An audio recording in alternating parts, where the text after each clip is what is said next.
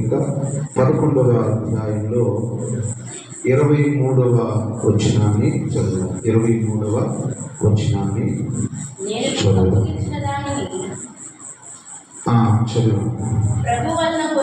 ప్రభు వలన పొందితిని.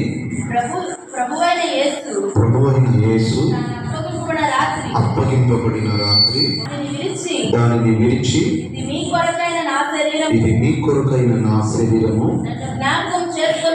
నన్ను జ్ఞాపకం చేసుకున్నట్టుకే దీనిని చేయుడని చెప్పెను. ఆ ప్రకారమే భోజనమైన పిమ్మట ఆయన పాత్రను ఎత్తుకొని, ఈ పాత్ర నా రక్తము వలనైన క్రొత్త నిబంధన, మీరు దీనిలోనిది త్రాగునప్పుడెల్లా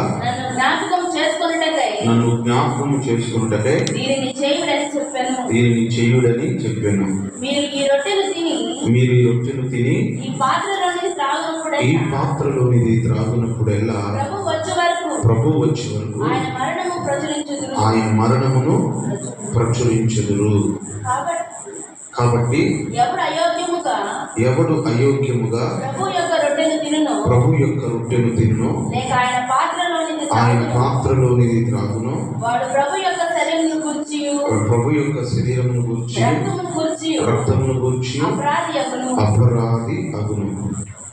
కాబట్టి ప్రతి మనుషుడు తను తాను పరీక్షించుకునవలెను. అలాగూ చేసి ఆ రొట్టెలు తిని ఆ పాత్రలోనిది త్రాగవలెను.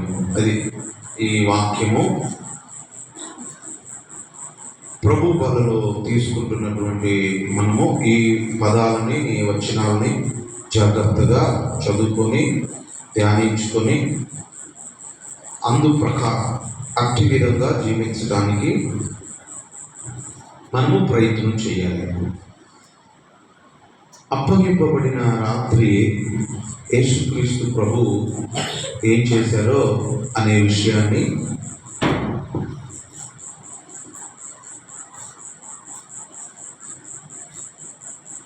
అపోస్తులైన పౌలు ఆ విషయాన్ని జ్ఞాపకం చేస్తూ కొరింథీ సంఘానికి తెలియపరుస్తున్నాడు. ఆయన మొదట రొట్టెని ఎత్తుకొని కృతజ్ఞతాస్తుతులు చెల్లించాడు.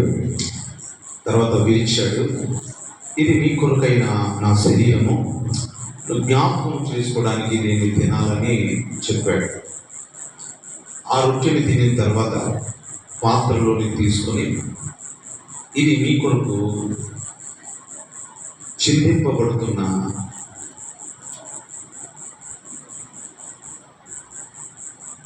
అనేకులకు పాప క్షమాపణ నిమిత్తమై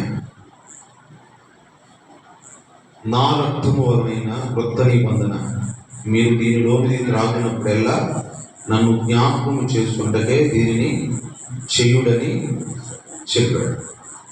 ఈ రొట్టెలు తిని ఈ పాత్రలోనిది త్రాగునవాడు ప్రభు వచ్చే వరకు ఆయన మరణమును ప్రచురిస్తారు. ఈ ద్రాక్షరసము రొట్టెను తీసుకుంటున్న వారందరూ కూడా యేసుక్రీస్తు గురించి సాక్షిగా ఉండగలుగుతారు. ఎందుకంటే ఆయన శరీరము, ఆయన రక్తమును మనము తింటున్నప్పుడు, త్రాగుతున్నప్పుడు ఆ జీవం మనలో ఉంటుంది. ఆ జీవము మనలో ఉంటున్నప్పుడు మనం జీవము గలవారం అవుతాము. ఆయన గురించి సాక్షిగా మనము ఉండగలుగుతాము, చెప్పగలుగుతాము. కాబట్టి ఆయన వచ్చే వరకు ఆయన మరణమును ప్రచురిస్తారు. అంటే ప్రభు రాకడ వచ్చేంత వరకు యేసుక్రీస్తు ప్రభు ఎందుకు చనిపోయాడో, మన పాపముల నిమిత్తము ఎలాగా ఆయన బలి అయినాడో, ఏ విధంగా ఆయన శిలువలో తన ప్రాణాన్ని అప్పగించి 3వ రోజున తిరిగి లేచాడో, వీటినన్నిటి గురించి వారు బోధిస్తారు, చెప్తారు. ఆయన శరీరము, ఆయన రక్తము తీసుకుంటున్నవారు. మిగిలిన వారందరూ కూడా ఇక వారి ముచ్చట్లోనూ వారి బాధలు చెప్పుకుంటూ వారి సమస్యల్లో ఉండి లోకానుసారంగా వారు జీవిస్తూ ఉంటారు.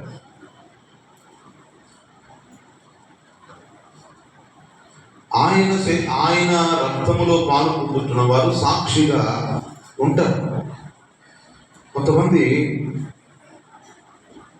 సాక్ష్యము చెప్పలేరు. కొంతమంది ఆయన చేసిన సాక్ష్యాలు మేలులు నలుగురితో చెప్పుకోలేరు. అలా చెప్పుకోకపోవటం వలన ఏం జరుగుతుందంటే, నీవు సాక్ష్యం ఎప్పుడైతే ఇతరులకు చెప్తావో నీవు పాపాన్ని జయించేటువంటి శక్తి, లోకాన్ని జయించేటువంటి శక్తి నీకు కలుగుతుంది. నోరు తెరిచి ఇతరులు సాక్ష్యం చెప్పాలి. యేసుక్రీస్తు ప్రభువుని నువ్వు అంగీకరించావు, నమ్మావు, ఆయన నీకేం ఉపకారాలు చేశాడు, ఆయన మేలులు ఏం చేశాడు అని ఈ విషయాలు నీవు సండే స్కూల్కి వెళ్ళి చెప్పినా, యూత్ వరకు చెప్పినా, బంధువులకి ఫోన్లో చెప్పినా, ఇరుగు పొరుగు వారికి చెప్తున్నా, నోరు తెరిచి వింటున్నా, వెనకపోయినా చెబుతున్నా, మీరు అపవాదిని జయించగలిగినటువంటి శక్తిని మీరు కలిగి ఉంటారు అని ప్రకటన గ్రంథంలో రాయబడి ఉంటుంది. చూడండి, 12వ అధ్యాయము, ప్రకటన గ్రంథము 12వ అధ్యాయము 11వ వచనాన్ని చదవండి. ప్రకటన గ్రంథము 12వ అధ్యాయము 11వ వచనంలో వింటున్నారా? వారు గొర్రె పిల్ల రక్తమును బట్టి, తామిచ్చిన సాక్ష్యమును బట్టి వానిని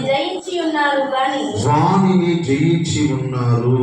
వానిని అనగా సాతానుని జయించి ఉన్నారు అని మరణము వరకు తమ ప్రాణములను ప్రేమించిన వారు కాదు. మరణం వరకు తన ప్రాణాన్ని ప్రేమించిన వారు కాదు. తాము ఇస్తున్న సాక్ష్యాన్ని బట్టి వానిని జయిస్తున్నాడు. మీరిచ్చే సాక్ష్యం బట్టి మీరు ఏం చేస్తారంటే సాతానుని జయించగలుగుతారు. ఒకసారి ఒక 12 సంవత్సరాలుగా రోగగ్రస్తులైనటువంటి ఒక ఆమె ఉంది. ఆమె యేసుక్రీస్తు ప్రభు గురించి విన్నది. విని ఆయన వస్త్రపు చెంగు ముట్టితే చాలు అనుకొని ఆమె బయలుదేరింది. మార్కు సువార్త 5వ అధ్యాయము 25వ వచనంలో చదవండి. మార్కు సువార్త 5వ అధ్యాయము 25వ వచనం. 12 ఏళ్ల నుండి అవును, అనేక వైద్యుల చేత ఎన్నో తిప్పలు పడి తనకు కలిగినదంతయు స్తోత్రం ఎంత మాత్రము ప్రయోజనము లేక మరింత సంకటపడేది. ఆమె యేసుని గూర్చి విని వస్త్రము మాత్రము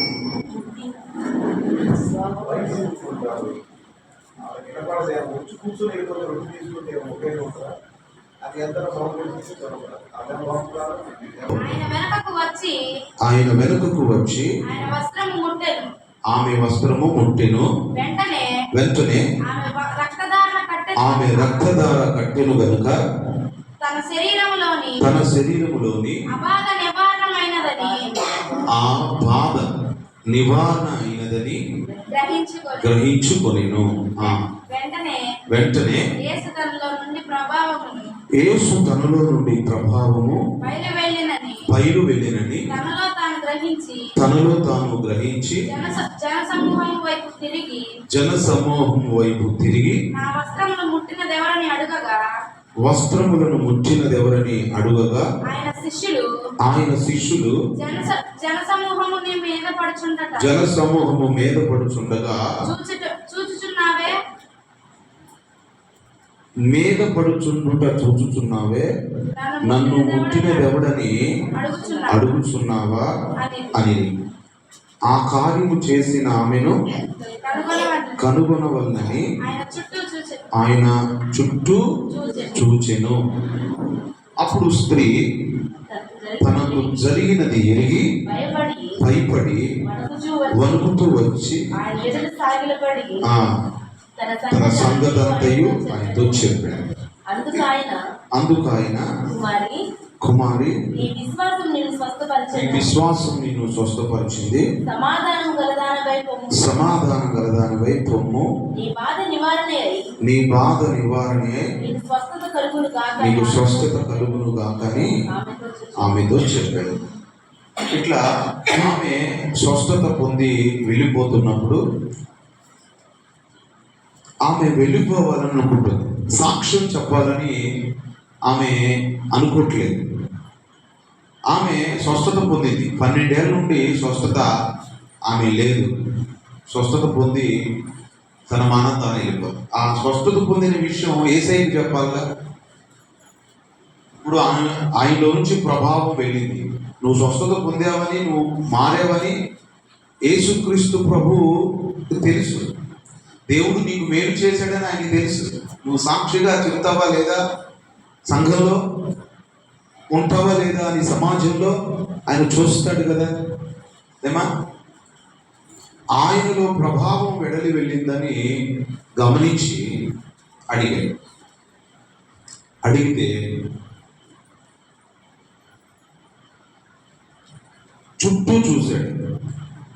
చుట్టూ చూసినప్పుడు ఆమెను కనుగొన్నా అని చుట్టూ చూశాడు.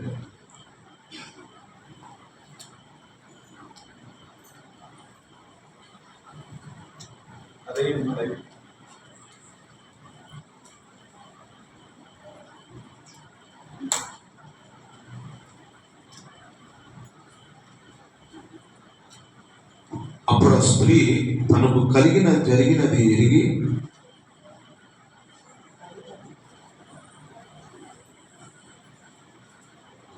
భయపడి వణుకుచూ వచ్చి ఆయన ఎదుట సాగిలపడి సంగతి అంతయు ఆయనకి చెప్పి. అందుకు అప్పుడు యేసుక్రీస్తు ప్రభు ఆమెను సమాధాన కలిదానివై పొమ్ము, నీ బాధ నివారణ అయినదని చెప్పి స్వస్థత కలుగునుగా కానీ మరొకసారి నిశ్చయిత చేసి పంపించాడు. సాక్షిగా ఉంది. అర్థమవుతుందా? కొంతమంది దేవుడు నిన్ను మార్చిన సంగతి బాప్తీసం పొందుతున్నటువంటి పల్లాలలో పాల్గొంటున్న వారు నలుగురికి చెప్పలేకపోతున్నారు, నలుగురికి తెలియపరచలేకపోతున్నారు. రుచి ప్రభు శరీరము ప్రభు బలను తీసుకుంటున్నటువంటి వారు 10 మందికి చెప్పగలరు, చెబుతారని దేవుడు చెప్పాడు. అంటే ఆ సామర్థ్యం మీలో ఉంటుందని చెప్పాడు. కానీ మీరు బయట పెట్టాలి, నోరు తెరవాలి. నోరు తెరిచినప్పుడు దేవుడు ఆ మాటని అనుగ్రహిస్తాడు. భయపడకుండా ఇతరులకు చెప్పగలగాలి. ఆ చెప్పగలిగినప్పుడే నీ ద్వారా దేవునికి మహిమ కలుగుతుంది కదా. ఒకసారి కుష్ఠరోగులు యేసు ప్రభు దగ్గరికి వచ్చారు. వస్తే, దావీదు కుమారుడా, మా యందు దయ ఉంటే స్వస్థపరచుమా, ఏం కావాలని అడిగితే మేము కన్నులు చూడాలి అనుకుంటున్నాము అన్నారు. అప్పుడు యేసు ప్రభు, మీ దేహాన్ని దేవాలయంలో కనపరచుకోండి, మోషే ఇచ్చిన కానుకను అక్కడ సమర్పించండి అని చెప్పాడు. దేవాలయంలో కనపడండి. మీరు మీ స్వస్థత పొందినప్పుడు దేవాలయంలో మీరు కనపరుచుకోండి మీ ఇంకా దేహాన్ని. మోషే నియమించాడు, వట్టి చేతులతో దేవుని మందిరంలో కనబడకూడదని చెప్పాడు కదా. మీరు వెళ్ళి మీ కానుకను మీకు దేవుని స్వేచ్ఛ అర్పణ, మీ చేతిలో ఉన్నది ఇవ్వాలనుకున్నది ఇచ్చేసి కనపడండి. దారిలో వెళ్తుండగానే అందరూ స్వస్థత పొందారు. కానీ ఒక్కడు మాత్రమే ఆయన దగ్గరికి తీసుకొని ఆయన దగ్గరికి వెతుక్కుంటూ వచ్చి, ఎక్కడ ఉంది తెలుసా? మత్తయి సువార్తలో కుష్ఠరోగులు అలా వెతుక్కుంటూ వచ్చారు. అంటే కొంతమంది స్వస్థత, కొంతమంది సాక్ష్యంగా ఉండటం లేదు. కొంతమంది సాక్షిగా ఉన్నారు. లూకా సువార్తలో అనుకుంటా, ఇంతమా లూకా సువార్త 17వ అధ్యాయము 11వ వచనం చదవండి. 11వ వచనం ఏముంది? ఆయన యెరూషలేముకు ప్రయాణమైపోవచ్చు, సమరయ గలిలయ మధ్యన వెలుచుండగా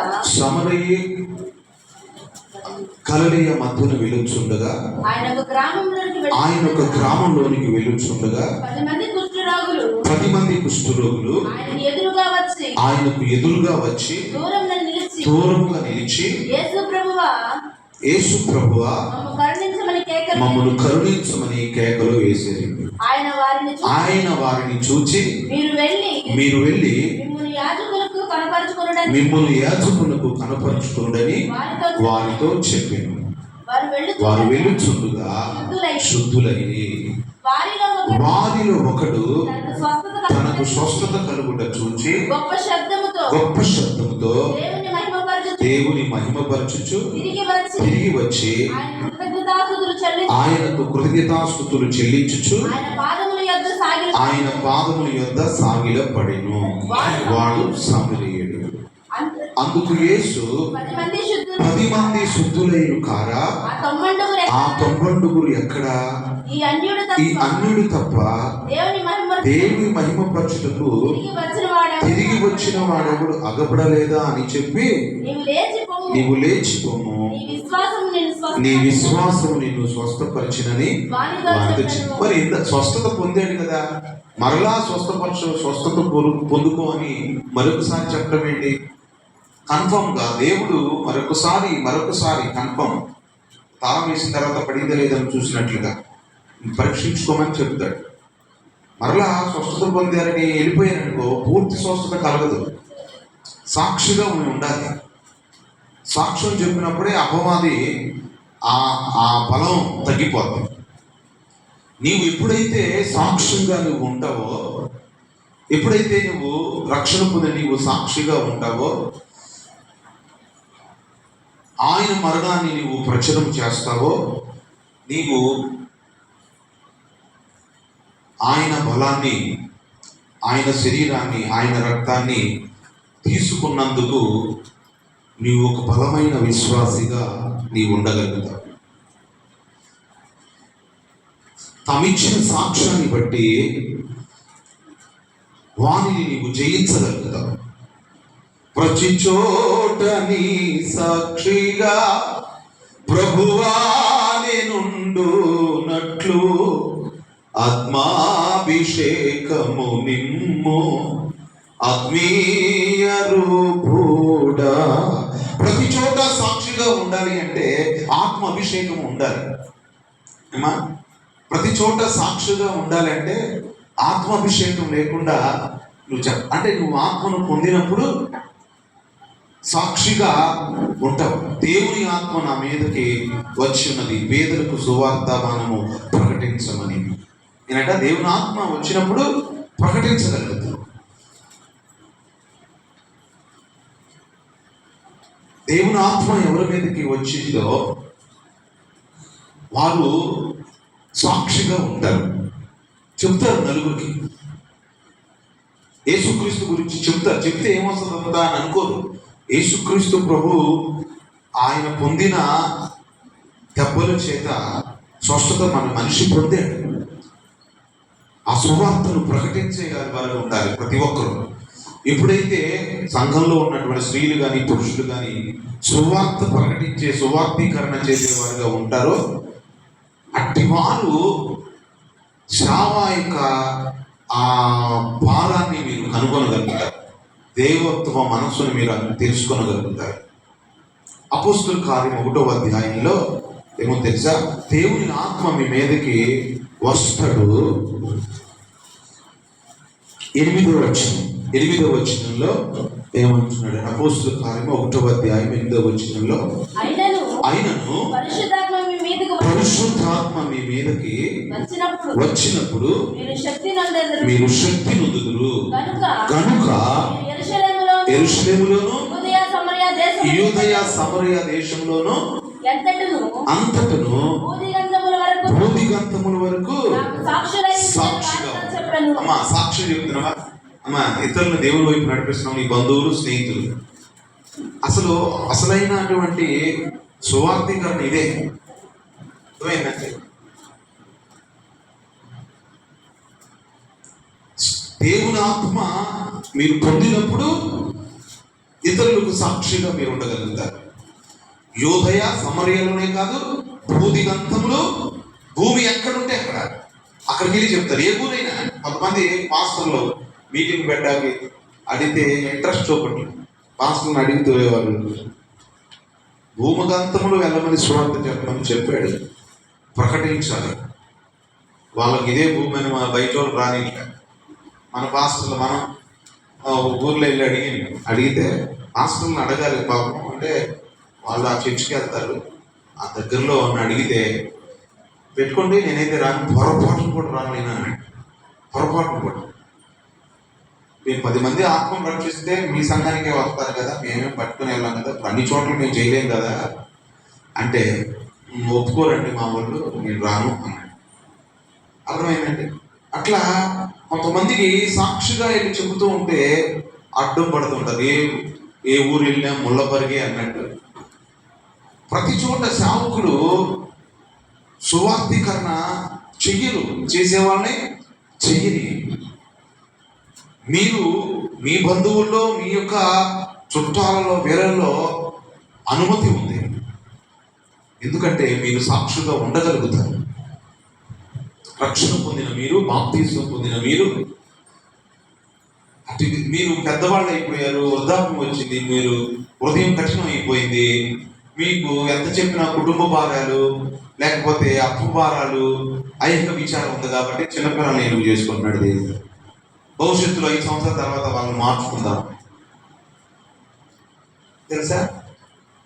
ఎందుకంటే ఆ ఆడ మనిషి సువార్త చెప్పకూడదు, ఆడ మనిషి వాక్యం చెప్పకూడదు అనేసి స్త్రీలు సంఘంలో మౌనంగా ఉండాలని చెప్పే బోధ ఉంది.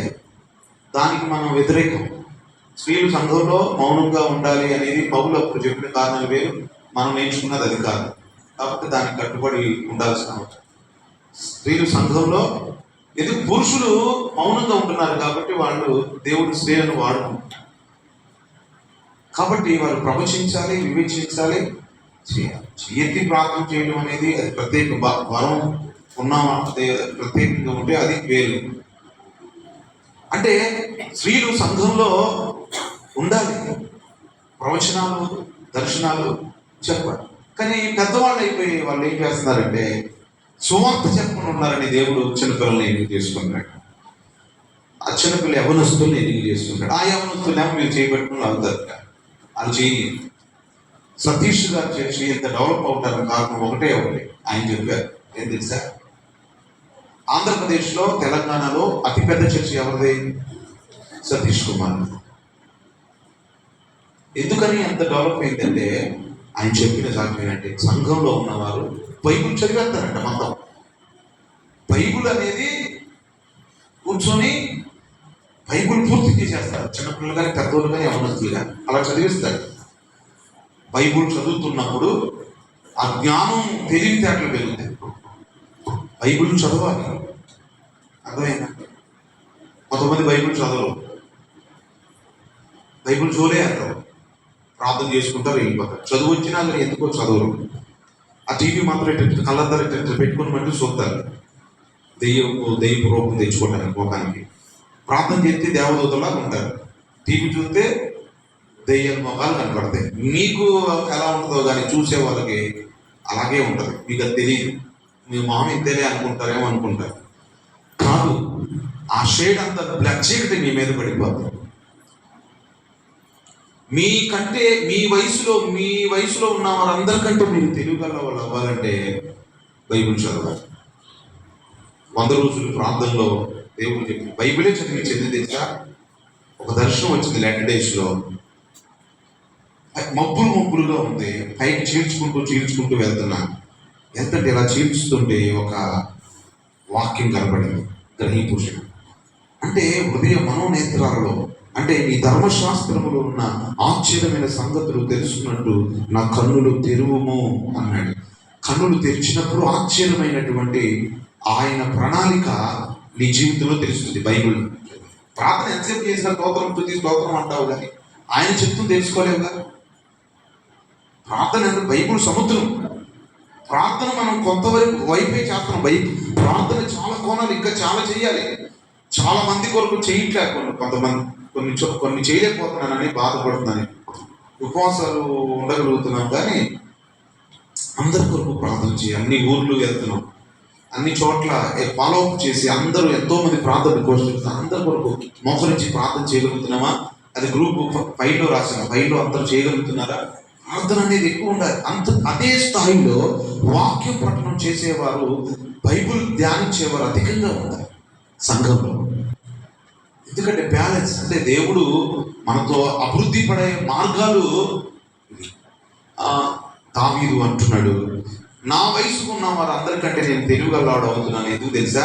నేను బైబిల్ ఎక్కువ చదువుతాను కాబట్టి. 119వ కీర్తన 119వ కీర్తనలో 96వ వచనాన్ని చదువు.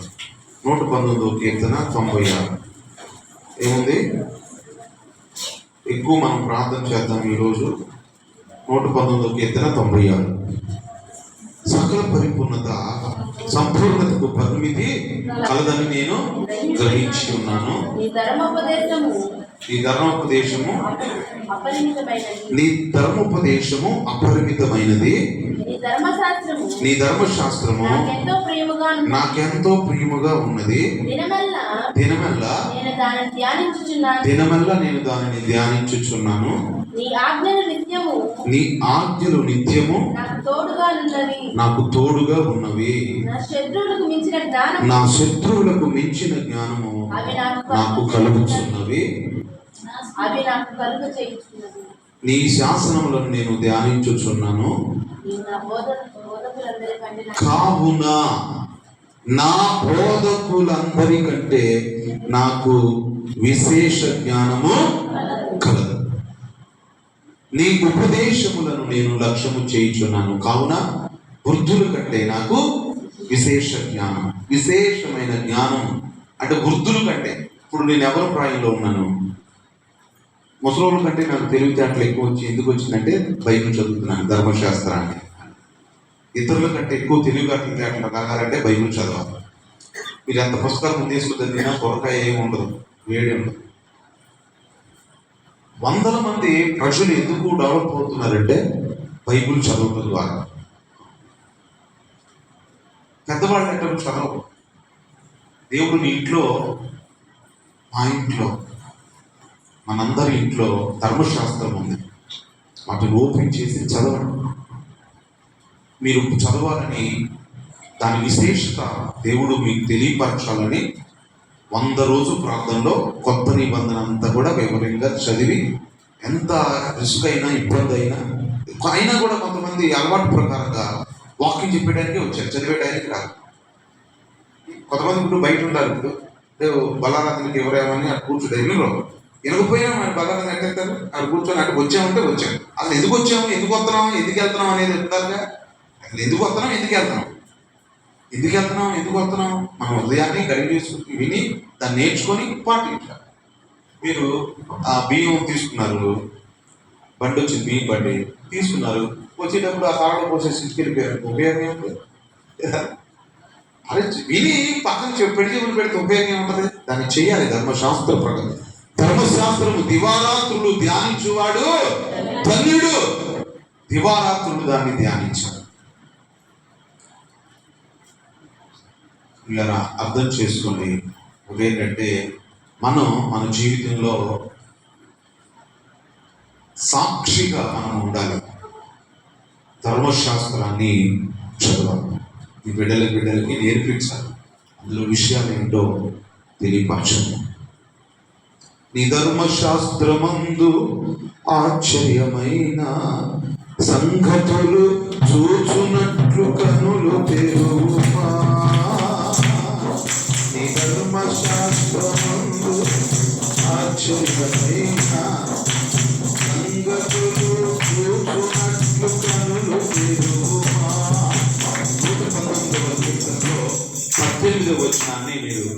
చదవండి ఒకసారి. 119వ కీర్తన 18వ వచనం. నేను నీ ధర్మశాస్త్రమునందు ఆశ్చర్యమైన సంగతులు చూచునట్లు నా కన్నులు ఆశ్చర్యమైన సంగతులు చూడాలంటే నా కన్నులు తెరువు ప్రభువా అన్నాడు. ఆయన ధర్మశాస్త్రమును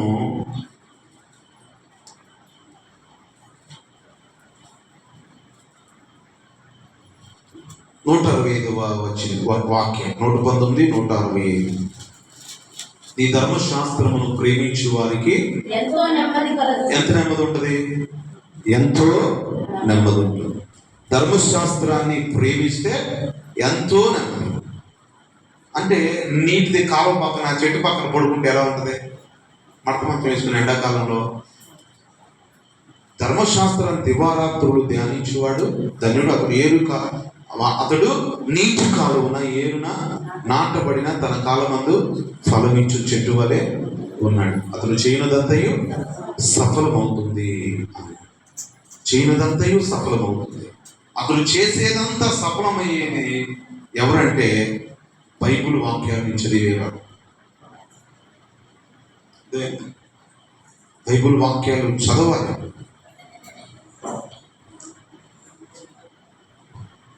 నీవు తెలుసుకున్నప్పుడే అతని గురించి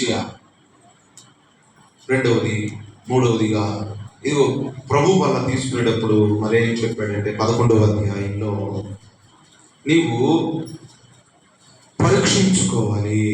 ఏంటంటే 28వ వచనంలో ప్రతి వాడును తను తాను పరీక్షించుకొనవలెను. కాబట్టి ప్రతి మనుషుడు తను తాను పరీక్షించుకోవాలి. పరీక్షించుకోవాలంటే ప్రభా నా పాపం లేని, నా దోషం లేని ఈ నెలలో ప్రభా నేను నీకు అవిధేయతగా ఉన్న రోజు ఏంటో దయచేసి క్షమించండి. బూతులు మాట్లాడితే కూడా పాపమేనా అనే అమాయకులు ఉన్నారు కొంతమంది. బూతులు మాట్లాడితే కూడా పాపమేనా అని అంటారు. రేపు శక్తివంతమైన ఉద్యమంలో ఏ మాట చెప్పాలో టాపిక్ ఈ మాట దేవుడు ప్రభు గుర్తు చేశాడు. తిట్టుబోతు త్రాగుబోతు అనే. అంటే త్రాగుబోతుడైనా తిట్టుబోతుడైనా ఇద్దరు ఒకటే. తిట్టడం అనేది తిట్టుబోతు ఆంబోతు లాగా అనమాట. తిట్టుబోతు, నిద్రపోతు, తర్వాత తిండిపోతు, తర్వాత త్రాగుబోతు, తర్వాత ఇంకేమోతు ఏంటిది? ఏం పోతు? ఆంబోతా? ఆంబోత బైబిల్లో లేదు. ఎవరి మీద పాపం వచ్చి తిడుతున్నట్టున్నారు. నిద్రపోతూ, తిండిపోతూ, త్రాగుపోతూ, తిట్టుపోతూ అని. అంటే తిట్టడం కూడా పాపమైనా, బూతులు తిట్టడం పాపమా అంటే అనే అలా తిట్టడం దుర్భాషలు ఆడుతూ మీరు అని బైబిల్లో ఉంది. దేవుడు దుఃఖపడతాడు అని. అది పోకిరి మాటలైనను, ఈ సరస్వత్తులైనను, ఈ వ్యర్థమైన మాటలైనను, ఈ మాటల ద్వారా దోషాన్ని ఉన్నాను సరి చేసుకోవాలి. రోజుకు ఒకటైనా మాట్లాడుంటావుగా, వారం రోజులు అందరు క్షమాపణ అడగాలి. కడగబట్టడం అంటే అదే. మన పాపములు మనం ఒప్పుకొని ఎడల నమ్మదగిన వాడు నీతిమంతుడు కనుక ఆయన ప్రతి పాపమును కడిగి మనల్ని పవిత్ర పరుస్తాడు. ఒకటైనా గుర్తుపెట్టుకో, రోజుకు వారానికి ఒకటైనా నీవు రోజుకు ఒకటైనా సరే ఆడలేదా? ఎప్పటికప్పుడు క్షమాపణ అడిగావా? అబద్ధాలు ఎన్ని ఆడుతున్నాం, అతిక్రమం ఎన్ని అతిక్రమించాం. విశ్రాంతి దినం రోజు ఎన్నిసార్లు మనం ఆచరించలేదు. తల్లిదండ్రుల్ని ఎందుకు సన్మానించడం లేదు, నరహత్య ఎందుకు చేస్తున్నాం. ఇతరులంటే వ్యర్థుడా అన్నవాడు నరహంతకుడు. ఇతరుల్ని ద్వేషించకూడదు, మరి వ్యభిచరింపకూడదు. అంటే మోహమే వ్యభిచారం, మోహం చూపు. ఈ మోహం వల్ల బైబిల్లో రెండు భయంకరమైన పాపాలు పాత నిబంధనలో: విగ్రహారాధన, వ్యభిచారం. ఈ భయంకరంగా చెలరేది. ఇప్పుడు కూడా ఈ కొత్త నిబంధన కాలంలో కూడా విగ్రహారాధన, వ్యభిచారం చెడ్డతనం. అంటే మోహం, పాపం భయంకరంగా పనిచేస్తుంది. అంటే విగ్రహారాధన ద్వారానే కదా సొలొమోను తన యొక్క జ్ఞానాన్ని, ప్రపంచ ప్రఖ్యాతిగాంచిన జ్ఞానం కలిగినటువంటి ఈయన ఆ మోహం వలన విగ్రహారాధనలోకి వెళ్ళిపోయాడు కదా. కాబట్టి వ్యభిచారం అంటే భార్యను విడిచిపెట్టి మరొక చోట వెళ్ళి కాపురం పెట్టి పెళ్లి చేసుకుని ఉండి అక్రమ సంబంధం కలిగి ఉండటమే కాదు, మోహం. ఇతరుల్ని ఈ పాపము యవనస్తుల్లో ఉంటుంది. రహస్య పాపాలు మన హృదయంలో ఉంటుంది. వాటి విషయమై సరి చేసుకుని క్షమాపణ అడుగు పర్సనల్గా దేవుని దగ్గర. తర్వాత ఇది దొంగిలికూడదు అన్నాడు. దొంగతనము మనము చేస్తున్నాము, సమయాన్ని దొంగిలిస్తున్నాం. దేవుడు ఇదిగో మనం ఇతర ఫోన్లో ఉన్న సమాచారాన్ని దొంగిలిస్తున్నాం. ఇతరులని గురించి ఆరా. దేవుని ప్రియమైన వాళ్ళరా, మనం ఇచ్చే విధంగా ఉండకూడదు. పొరుగు వారి మీద అబద్ధ సాక్ష్యాలు పలకటం, అన్ని విషయాల్లో పరీక్షించుకొని ప్రభు అపరాధిని నేను క్షమించాను, మరి ఎప్పుడు కూడా ఈ పాపంలో నేను వెళ్ళకూడదు. అయ్యా నన్ను పవిత్రపరచు, నేను అయోగ్యుడిని, నాలో మంచి లేదు, నేను నిలబడాలనుకుంటున్నాను, నిలబడలేకపోతున్నాను. నాకున్న గర్వమే కారణం, నా యొక్క అహంకారమే కారణం, నాకు ఈ అన్నిటి మీద ఇంట్రెస్ట్ లేదు. కానీ ప్రభువా, నేను ఎందుకో నీలో ఉండలేకపోతున్నాను. నేను అన్ని విషయాల్లో కరెక్ట్గా ఉండాలనుకుంటున్నాను, కానీ నేను ఉండలేకపోతున్నాను. ఏ పాపం నాలో ఎదనీయదు ప్రభువా, నన్ను కడగండి ప్రభువా.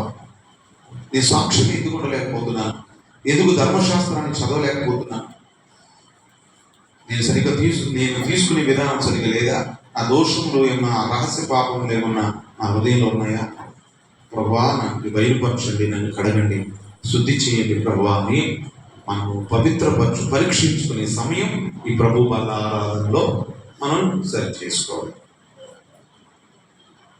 ఇప్పుడు బాధ్యతలు పెరిగినాయి, ఇటువరకు లాగా మారిపోయినండి అని కొంతమంది కామెంట్లు చేస్తున్నారు. అంటే కామెంట్ పాపం మీరు అర్థం చేసుకోవాలి ఏంటంటే, బలారాధన ఇవ్వలేదు, మేము కొంతమందికి ఇవ్వలేదు, దాని ద్వారా ఇబ్బంది పడ్డారు కొంతమంది. వాస్తవమే, కొంతమంది తెలుసుకోగలిగారు దాని విషయం ప్రాముఖ్యత. ఎందుకంటే బాధ్యతలు దేవుడు మన సంఘాన్ని గుర్తించాడు, మిమ్మల్ని గుర్తించాడు కాబట్టి మరి ఎంతగా శ్రేష్టంగా వారిని పెంచుకోవాలి. ఇటువంటి పెళ్ళి అవ్వలేదు, ఇప్పుడు పెళ్ళి అయింది, బాధ్యతగా పొద్దునే సాయంత్రం అందరూ వచ్చే సాయంత్రం ఇంట్లో బాధ్యత ఉంటుంది కదా, బాధ్యత పెరిగింది కదా. అరే పిల్లలు 2 పుట్టారు, 3 4 పుట్టారు, పిల్లలు ఖర్చు తగ్గించుకుంటాడు కదా, బాధ్యతే కదా. అందుకని ఖర్చు ఎక్కువ పెడతారు, పిల్లలు ఎక్కువ పెరుగుతున్నారు కాబట్టి వాళ్ళకి ఎక్కువ సంపాదించారు, సంఘం పెరగాలంటే జనాలు రావాలి కాబట్టి ఖర్చు పెట్టారు. అందుకే బాధ్యతలు, క్రమశిక్షణ, ఒక పద్ధతి అనేది పెరుగుతుంది. ఎందుకంటే దేవుడు మనం గుర్తించాడు కాబట్టి. దేవుడికి ఇష్టమైంది క్రమంగా కూర్చోండి. వృత్తిని ఆస్వాదించడానికి ముందు పంక్తులుగా వారిని కూర్చుండబెట్టారు. క్రమంగా ఉండాలి. అలా మనం క్రమంగా ఉంటే ఆశీర్వాదం ఉంటుంది. అలా చెప్పులు అలా విడిచిపెట్టేసి అలా చెప్పులు ఎలా పడతారో విడిచేసి దాని క్రమంలో యశోద ఆ చెప్పులు క్రమంగా పెట్టుకుని అలవాటు అయిపోయి, ఒకరు 4-5 వారాలు చెప్తే అలవాటు అయింది. చెప్పులు పెట్టుకొని క్రమంగా ఎడపక్క మగ పిల్లలు ఇటు కూర్చొని ప్రార్థన, ఇలాగా క్రమంగా మనం చేయడం నిదానంగా అలవాటు అయిపోతే అది. ఎందుకంటే ఇటువరకు లేదు, ఇప్పుడు దేవుడు ఏం చేశాడు, మనల్ని గుర్తించాడు, మనం ఆస్వాదించడానికి అవకాశాలన్నీ కూడా ఇచ్చాడు. ప్రవచనాలు ఇచ్చాడు. ప్రవచనాలు దేవుడు పంపినటువంటి మాటలని నమ్మితే తప్పకుండా అట్టి విధంగా జాగ్రత్త కలిగి మనం ఉండటం ఎంతో శ్రేయస్కరం. అంటే అది మనకు ఉపయోగం, అంతేకాని మనం నిర్లక్ష్యంగా ఉండకూడదు. మనము మా పిల్లలు నేను మీతో మాట్లాడాలని అనుకుంటే, నేనేమన్నా మాట్లాడాలని అనుకుంటే దేవుడు అంటున్నాడు ఒకరి దగ్గరికి వెళ్ళండి అన్నాడు. ఇర్మియా గ్రంథము 23వ అధ్యాయంలో 36వ వచనం చూడండి. 647వ పేజీ. ఇర్మియా గ్రంథము 23వ అధ్యాయము 36వ వచనం. యెహోవా భారమును మాట మీరిక మీదట జ్ఞాపకము చేసుకునవద్దు, జీవం గల మన దేవుని మాటలను సైన్యముల అధిపత్యకు దేవుడునగు యెహోవా మాటలను మీరు అపార్థము చేసితిరి కాగా ఎవరి మాట వానికే భారమగును. యెహోవా నీకేమని ప్రత్యుత్తరం ఇచ్చుచున్నాడనియు యెహోవా ఏమి చెప్పుచున్నాడనియు మీరు ప్రవక్తను అడగవలను గాని యెహోవా భారము మాట మీరు ఎత్తిన ఎడల అందును గూర్చి యెహోవా ఎలాగో సెలవిచ్చుచున్నాడు. ఏదైనా మీరు తెలుసుకోవాలి, అడగాలనుకుంటే ప్రవక్తను అడగాలి. దేవుడు మాకేం సెలవుపరుస్తున్నాడు అని అడిగితే ప్రవక్త. కొన్ని విషయాలు మనకు తెలియదు. ఏ విధంగా దేవుని సంఘం అభివృద్ధి పొందినప్పుడు దేవుని ఆత్మ లేదో అపవిత్ర ఆత్మ లేదో మీకు తెలియదు. అంటే క్రమపరిచి కొన్ని ఆత్మలో ప్రజల్ని నడిపిస్తారు. అవి మీకు తెలియదు అని అడగాలి. కొందరు సమస్యలు, నిందలు, అవమానాలు కొన్ని శోధించబడతా ఉంటారు. యవనస్తులు కానించి పెద్దలు కానించి ఎందుకంటే ఈ స్ట్రగుల్ ఇది చాలా కష్టకాలంలో, కొద్ది కాలం ఎదిగే టైంలో, పిల్లోడు పెరిగే టైంలో ఎంత కష్టం, వాడు ఎంత ఇబ్బంది, పిల్లలు పెరుగుతున్నాం, ఒక చేతికి వచ్చే వరకు కష్టం. తర్వాత వాళ్ళే చక్కగా పనులు చేసుకుని బడికి వెళ్ళి బడి నుంచి వస్తారు. ఇది ఆ టైం అన్నమాట. ఇది ఏ టైం ఇది? ఇది ఎదిగి పాకి నిలిచి నడిచి తన చేతితో తను అన్నం తినేంతగా, తన బట్టలు తను కట్టుకునేటట్లుగా, తను చక్కగా నడవగలిగిన స్థితిని కలగ చేయాలి ఈ కొన్ని రోజుల్లో. అప్పుడు ఏమవుతారు? అప్పుడు వరకే శ్రమ. ప్రార్థన పిల్లలు ఉన్నారు అందుకని రాలేకపోతున్నాం అంటారు. ఎందుకంటే ఎక్కువ పని ఉంది. అట్లని ఈ టైంలో మీరు ఉన్నారు. మనందరం అర్థం చేసుకొని ప్రభు బలంలో, ప్రభు శరీరంలో వెళ్తున్నప్పుడు కొన్ని విషయాలు, తెలియని విషయాలు అడిగి ప్రభువుని అడిగి తెలుసుకోవాలి. బైబిల్లో మీరు చదివితే అందులో విషయాలు స్పష్టంగా రాయబడి ఉంటాయి. మనం పరీక్షించుకోవాలి. అందరం దాదాపు 7-8 మంది ప్రార్థన చేయండి. మిగిలిన వాళ్ళందరూ కూడా వేదాంతంగా అట్లా కలిసి మనం పరీక్షించుకుందాం. 7 ప్రార్థన చేయండి. చిన్న చిన్న ప్రార్థనలు అయిపోతాయి, వెళ్ళిపోతాయి. ఎందుకంటే మనం అనేక విషయాల్లో తప్పిపోతున్నాం. అందరూ తప్పిపోతున్నాం. ఎవరో PhD పండితులు ఎవరు లేరు. ఎంత చెట్టుగా అందగాలి. మనమందరం దేవుడు ప్రభువా అపరాధిని యేసయ్యా కృప చూపి ప్రభువయ్యా అపరాధిని యేసయ్యా కృప చూపి ప్రభువయ్యా. అయ్యా అపరాధిని ప్రభువాని ఆయన కళ్ళు మూసుకొని ఆ ఉన్న ప్లేస్లోనే మోకరించి ఇవన్న పాపం సరిచేయండి, క్షమించండి. కొన్నిసార్లు అయ్యా మా జీవితంలో ఈ యొక్క విధంగా మేము అయిపోవడానికి కారణం ఏంటో తెలియట్లేదు ప్రభావ. ఒకరు నీకు నోరు తెరిచి ప్రార్థన చేయండి. అలా వరుసగా 7 ప్రార్థన చేయండి.